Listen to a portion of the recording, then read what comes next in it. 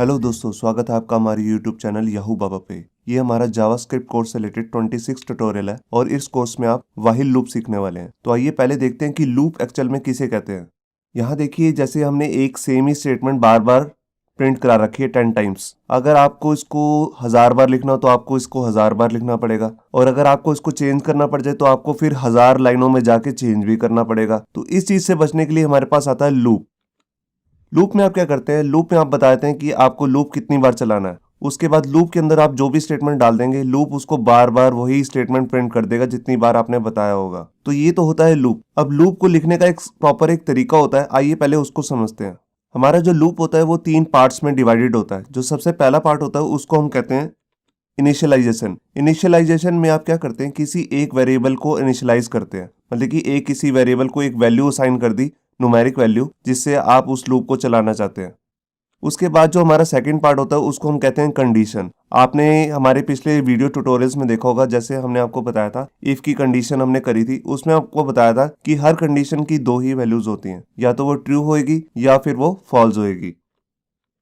अगर यहाँ पर कंडीशन फॉल्स हो जाती है तो वो आउट ऑफ लूप चला जाएगा, मतलब कि लूप प्रिंट नहीं होएगा, लूप से बाहर आ जाएगी स्टेटमेंट। और अगर आपकी कंडीशन ट्रू हो जाती है तो आप यहाँ पे जो तीसरा पार्ट होता है लूप का, उसका नाम होता है इंक्रीमेंट या डिक्रीमेंट। मतलब कि जोन सी वैल्यू से आपने इनिशियलाइजेशन की थी और जिसकी कंडीशन चेक करी थी, उसको इंक्रीमेंट करना या डिक्रीमेंट करना। ये कोड की सिचुएशन पे डिपेंड करता है कि उसको इंक्रीमेंट करना है या डिक्रीमेंट करना है। अगर इंक्रीमेंट करना भी है तो कितना इंक्रीमेंट करना है, और इंक्रीमेंट करने के बाद आप दोबारा से उसी वेरिएबल की वैल्यू को कंडीशन में जाके दोबारा चेक करते हैं। अगर कंडीशन ट्रू हो जाती है तो ये प्रोसेस दोबारा चलता रहता है, इसी को हम कहते हैं लूप। अगर कंडीशन फॉल्स हो जाती है तो वो चला जाता है आउट ऑफ लूप। और इस कंडीशन और इंक्रीमेंट या डिक्रीमेंट के बीच में एक स्टेटमेंट, जितनी भी हम कुछ काम करना चाहते हैं, मतलब कि कुछ प्रिंट करना चाहते हैं, तो वो इसके बीच में ही आएगा हमारा। इंक्रीमेंट को मैं आपको थोड़ा और डिफाइन करके समझाता हूँ कि इंक्रीमेंट मतलब जैसे आपने एक नीचे से ऊपर वाले कमरे में जाना है और उसमें 10 सीढ़ियां हैं, तो पहले आप पहली पौड़ी पे पैर रखेंगे, फिर इंक्रीमेंट करके दूसरी पौड़ी पे, फिर इंक्रीमेंट करके तीसरी पौड़ी पे। तो इसी को हम कहते हैं इंक्रीमेंट। अब आपको जब ऊपर से नीचे आना होगा तो आप पहले 10वीं पौड़ी पे पैर रखेंगे, फिर डिक्रीमेंट करके 9वीं पौड़ी पे, फिर डिक्रीमेंट करके 8वीं पौड़ी पे। ऐसे आप नीचे नीचे आ जाएंगे बिल्कुल बेस में। अब हम बात करते हैं कि जावास्क्रिप्ट के अंदर कितने तरीके के लूप होते हैं। यहाँ पर हमारे पास अलग अलग 5 तरीके के लूप हैं जावास्क्रिप्ट के अंदर। सबसे पहला जो लूप है वो है व्हाइल लूप, दूसरा लूप है डू व्हाइल लूप, फिर है फॉर लूप, फिर है फॉर इन लूप, और लास्ट में है फॉर ईच लूप। जो इसमें फॉर इन लूप है वो ऑब्जेक्ट्स के साथ यूज होता है। जब हम ऑब्जेक्ट्स सिखाऊंगा आपको आगे आने वाली वीडियो में, तब हम इस लूप को कवर करेंगे। और जो फॉर ईच लूप है ये वर्क करता है एरेज के लिए। जब हम एरे की वीडियो पे काम करेंगे तो मैं आपको बताऊंगा कि कैसे ये फॉर ईच लूप काम करता है।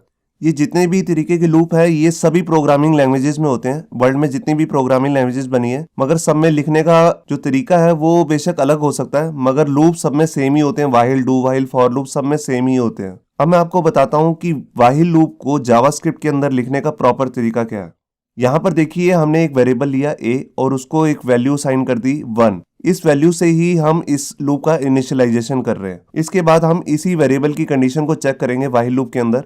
अगर व्हाइल में a को हमने चेक किया, अगर ये छोटा है या बराबर है 10 के, मतलब कि हम यहाँ पर 10 बार कोई एक स्टेटमेंट प्रिंट करना चाहते हैं, तो उसके लिए हम ये लूप बना रहे हैं। तो यहाँ पर हमने चेक किया क्या a छोटा है या बराबर है 10 के। हाँ, ये छोटा है, 1 जो है वो 10 से छोटा है, तो कंडीशन ट्रू होगी, तो इसके अंदर आ गया और हमने यहाँ पर प्रिंट कर दी अपनी स्टेटमेंट, जैसे याहू बाबा। इसके बाद जो हमारा लास्ट पार्ट रह गया लूप के अंदर, उसका नाम होता है इंक्रीमेंट या डिक्रीमेंट। अब जो हमने जिस वेरिएबल से, मतलब कि a नाम के वेरिएबल से इनिशियलाइजेशन की थी, जिसकी कंडीशन चेक करी थी, उसको हम इंक्रीमेंट करेंगे।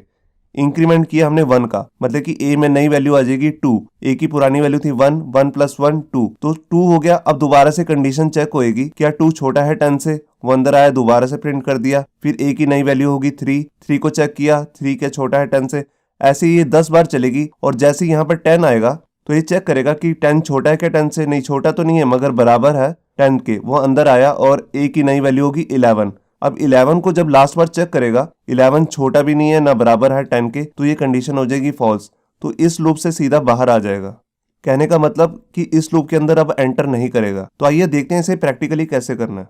तो यहाँ पर देखिए हमने एक अपना HTML का ब्लैंक डॉक्यूमेंट बना लिया और यहाँ पे अब अपना व्हाइल लूप का प्रैक्टिकल शुरू करते हैं। तो यहाँ पर देखिए मैंने एक वेरिएबल ले लिया a और इसको इनिशियलाइज कर दिया 1 वैल्यू से। अब इसी के मैं कंडीशन चेक कर लूंगा। मैं एक्चुअल में करना क्या चाह रहा हूँ, मैं चाह रहा हूँ मैं 10 बार एक स्टेटमेंट को प्रिंट करना चाह रहा हूँ। तो उसके लिए मैं यहाँ पर व्हाइल लूप लेके उसके अंदर कंडीशन चेक कर लेता हूँ, क्या a जो है वो लेस देन इक्वल टू 10 है। यहाँ पर आपको ये बात ध्यान रखनी है, जितनी बार लूप चलाना है उस स्टेटमेंट को आपको इधर देना है, आपको राइट साइड में।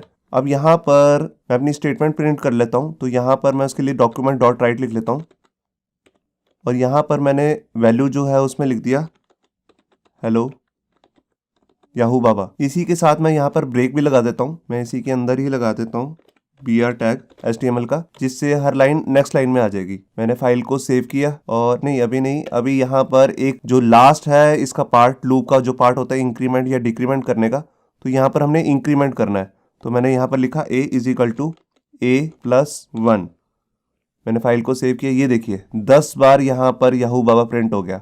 अगर मैं यहाँ पर लिख दूँ 100, फाइल को सेव करूँ, तो ये देखिए 100 बार यहाँ पर हमारी स्टेटमेंट सेम प्रिंट हो चुकी है। यहाँ पर मैं आपको बता दूं कि हमने यहाँ पर इंक्रीमेंट क्यों किया और एक का क्यों किया, क्योंकि यहाँ पर हमें हमारी जो इनिशियल वैल्यू थी वो थी 1, तो हमने ऊपर वाली साइड पे जाना है 100 वाली साइड में। अगर यहाँ पर a की वैल्यू होती है 100 और अपने 1 की साइड पे जाना होता तो हम यहाँ पे करते a is equal to a-1।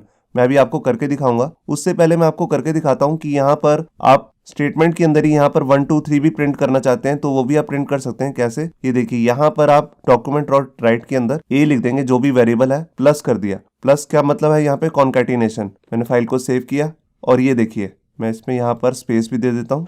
ये देखिए 1 2 3 आ रहा है। मैं थोड़ा इसको और अट्रैक्टिव बनाता हूँ। ये देखिए आपको क्लियर हो रहा होगा। यहाँ पर a की वैल्यू जो भी आ रही है इस समय वो यहाँ पर प्रिंट होती जा रही है। शुरुआत में ये 1 थी, फिर उसका इंक्रीमेंट हुआ 2, ऊपर गया वापस आया, यहाँ पर 2 प्रिंट कर दिया। अब यहाँ पर मैं आपको बताता हूँ कि लूप को आप किसी HTML टैग के अंदर भी प्रिंट कर सकते हैं। मैं आपको दिखाता हूँ करके। जैसे आप इसको लिस्ट टैग में प्रिंट करना चाहते हैं तो उसके लिए यहाँ पर आप डॉक्यूमेंट डॉट राइट में कॉपी कर लेता हूँ और लूप से पहले मैंने उसकी स्टार्टिंग कर दी यहाँ पे UL टैग लेके, और इसी टैग को मैं लास्ट में बंद भी कर देता हूँ लूप के बाद। यहाँ देखिए मैंने इसको क्लोज कर दिया। अब जो सी चीज रिपीट होनी है उसका नाम है LI टैग, तो उसको भी मैं यहाँ यूज कर लेता हूँ।